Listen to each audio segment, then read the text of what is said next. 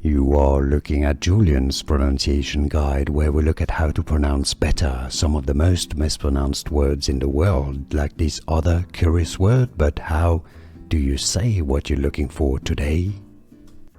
Let's learn how to pronounce this word that's originally from French, famous for being the name of a chocolate by Ferrero, but that's also a simple word in French meaning a rock, and I believe the chocolate is named after just being a rock of chocolate. Rocher is your French pronunciation here. Rocher. Rocher. A short E sound in French, but in English it's generally a diphthong. Rocher. Rocher. Or from French, Rocher.